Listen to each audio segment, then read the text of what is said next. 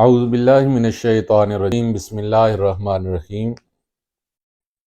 22 رجب المرجب کو کنڈوں کے حوالے سے ایک عام ترین بات ہے جو سامنے آتی ہے کہ کیا کنڈے پکانا جائز ہے نہیں جائز، ان کو کھانا جائز ہے نہیں جائز، اور ان کے پیچھے شرعی حیثیت کیا ہے، یہ وجہ کیا ہے۔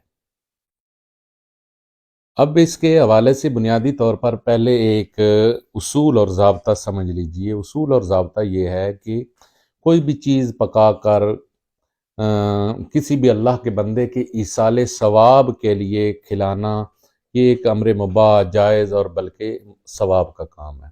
اس کا ثواب جو ہے وہ میت کو پہنچتا ہے جو آپ کھانا وغیرہ تیار کر کے کسی کو کھلاتے ہیں۔ اب رہا کنڈے بنا کر کسی بزرگ کے ایصال ثواب کے لیے ان کو تقسیم کرنا اور ان کو کھلانا، وہ ایک جائز چیز ہے۔ لیکن مسئلہ یہ ہے کہ 22 رجب کے جو کنڈے ہیں کیا وہ جائز ہیں یا نہیں جائز۔ ایکچوئل صورتحال یہ ہے کہ ہمارے اہل تشیع بھائی جو ہیں وہ 22 رجب المرجب کو کنڈے بناتے ہیں، اور عموماً لوگوں کو پیغام یہ دیا جاتا ہے کہ امام جعفر صادق کی ولادت ہے اور اس ولادت کی بنسبت سے کنڈے بنائے جاتے ہیں۔ لیکن اس کے پیچھے حقیقت کچھ اور ہوتی ہے، اور حقیقت اور یہ ہے کہ 22 رجب کو امام جعفر صادق کا یوم ولادت نہیں ہے۔ 22 رجب کو جو منقول ہے وہ یہ ہے کہ حضرت امیر معاویہ رضی اللہ تعالی عنہ کا یوم وصال ہے۔ یہ کنڈے امام جعفر صادق کے ایصال ثواب کے طور پر یا ان کی ولادت کی خوشی میں نہیں منائے جاتے، بلکہ حضرت امیر معاویہ کے وصال کے جشن میں پکائے جاتے ہیں اور کھلائے جاتے ہیں۔ اگر معاملہ ایسا ہی ہے جیسا بیان کیا جاتا ہے کہ یہ حضرت امیر معاویہ کی وفات کے جشن میں ہے، تو پھر ان کنڈوں کو پکانا بھی حرام ہے، ان کو کھانا بھی حرام ہے، ان کو تقسیم کرنا بھی حرام ہے۔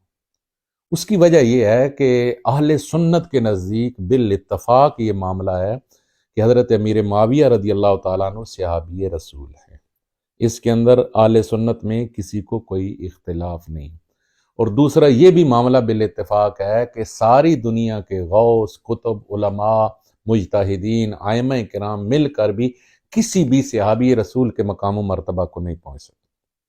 لہٰذا صحابی رسول ہونے کی بنیاد پر حضرت امیر معاویہ کا ایک احترام ہے، اور اگر کوئی ان کی وفات پر اس جشن کے طور پر، خوشی کے طور پر ایسا کرتا ہے تو وہ در حقیقت صحابہ کرام کی گستاخی کر رہا ہے، اور صحابہ کرام میں سے کسی بھی صحابی کی گستاخی در حقیقت رسول اللہ صلی اللہ علیہ وسلم کو اذیت دینے کے مترادف ہے۔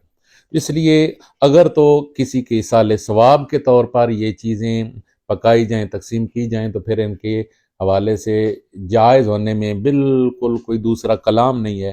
لیکن اگر کسی صحابی کی وفات پر جشن کے طور پر، خوشی کے طور پر یہ کیا جائے تو معاذ اللہ اس میں بنیادی مقصد صحابی کی تحقیر، تذلیل ہو، تو پھر یقیناً ایسی چیز کو کھانا جو ہے وہ حرام ہوگا اور منع ہوگا۔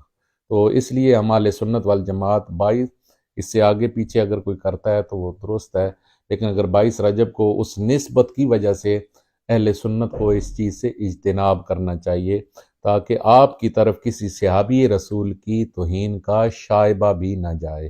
اللہ ہم سب کو حضور کے جمیع صحابہ کا احترام کرنے کی توفیق عطا فرمائے۔